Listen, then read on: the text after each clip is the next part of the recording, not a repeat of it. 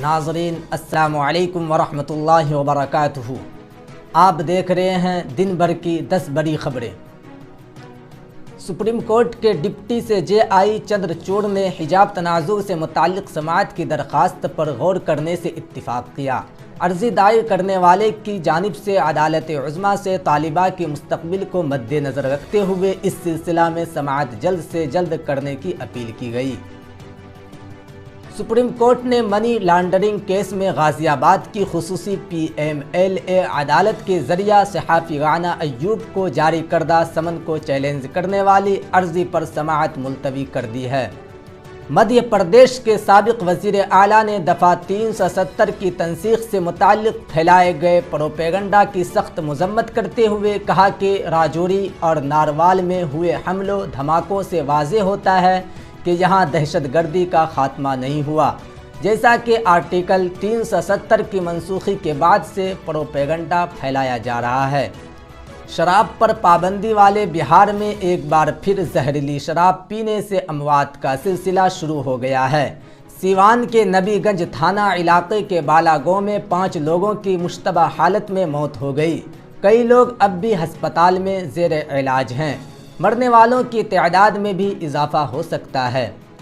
پاکستان کے وزیر توانائی نے پیر کو کہا کہ بجلی کی مین لائنوں میں خرابی کی وجہ سے ملک بھر میں بجلی کا نظام ٹھپ ہو گیا ہے۔ وزیر توانائی خرم دستگیر کے مطابق 12 گھنٹوں میں ملک بھر میں بجلی کا نظام بحال ہو جانے کی توقع ہے۔ افغانستان میں طالبان کی زیر قیادت حکومت نے پیر کے روز تصدیق کی ہے کہ گزشتہ 2 ہفتوں کے دوران سرد موسم اور شدید برف باری کے دوران خواتین اور بچوں سمیت کم از کم 104 افراد ہلاک ہوئے ہیں۔ جاپان کے شہر کوبے میں ایک اپارٹمنٹ میں آتش زدگی کا واقعہ پیش آیا جس میں 4 افراد ہلاک ہو گئے، وہیں دیگر 4 افراد کو بے ہوشی کی حالت میں اسپتال میں داخل کرایا گیا ہے۔